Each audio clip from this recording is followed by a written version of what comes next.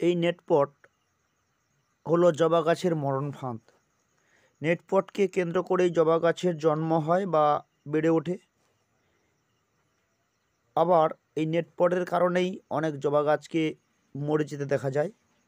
কোনো গাছ খুব স্বল্প বয়সে 2-4 মাস পরেই মরে যায়।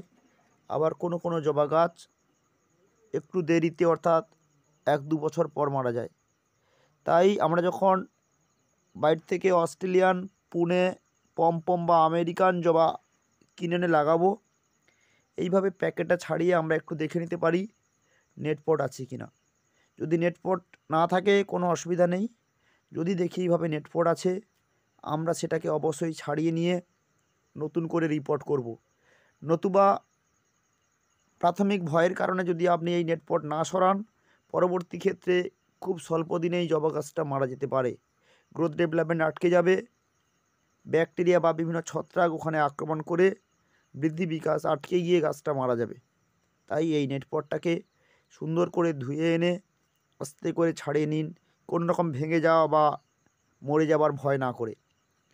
এই নেটপট যখন চারা গাছ তৈরি করা হয়, তখন খুব সহজেই এই নেটপটের দ্বারাই শেকড় ভালো দেয় এবং গাছটা এইভাবে চারা তৈরি হয়। কিন্তু দেখা যায় ওই ছোট অবস্থায় অনেক সময় নেটপট সরাতে গেলে গাছ মরে যেতে পারে, এবং অনেক লেবার যারা নার্সারিতে কাজ করে তারা সময় কম ব্যয় করে বেশি কাজ করা মালিককে দেখানোর জন্য এই নেটপটকে সরায় না। যার ফলস্বরূপ আমরা যখন কিনে আনি এরকম উন্নত প্রজাতির কোনো জবা গাছ 100, 150, 200 টাকা পর্যন্ত দাম দিয়ে, তখন কিন্তু আমরা বুঝেই উঠতে পারি না যে এর তলায় নেটপট আছে কিনা। যদি আমরা নিশ্চিত হতে পারি তাহলে অসুবিধা নেই, যদি নিশ্চিত না হতে পারি আমাদের একটু দেখে নিতে হবে। দেখে নেওয়ার পর এই সুন্দর প্রজাতির যে কোনো জবা গাছে আপনারা এইভাবে নেটপট সরিয়ে তারপর প্রতিস্থাপন করবেন।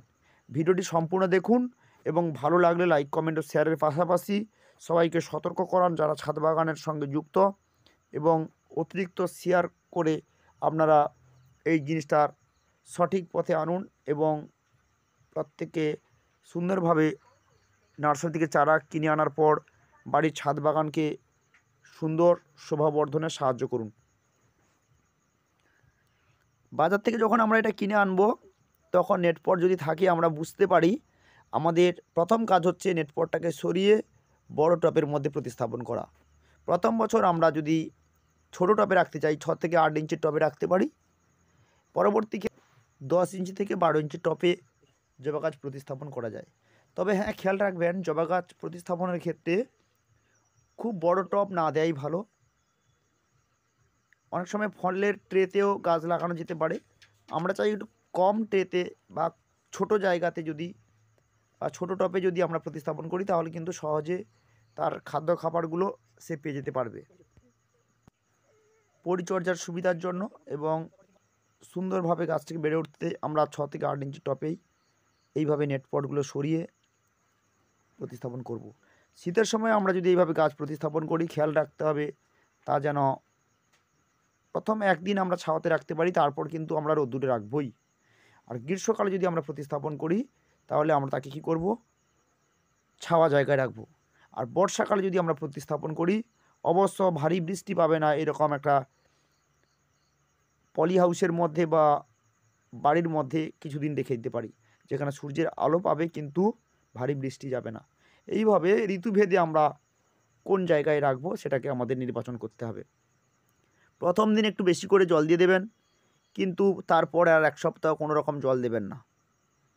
এইভাবে গাছকে পরিচর্যা করুন। ভিডিওটি ভালো লাগলে অবশ্যই লাইক, কমেন্ট ও শেয়ারের পাশাপাশি চ্যানেলটাকে সাবস্ক্রাইব করুন এবং জবা গাছকে মরণের হাত থেকে বাঁচান, নিজের বাগানের শোভাবর্ধন করুন। ভিডিওটি যদিও জনপ্রিয় হয়ে থাকে, আপনারা অবশ্যই বেশি বেশি করে শেয়ার করুন। ধন্যবাদ।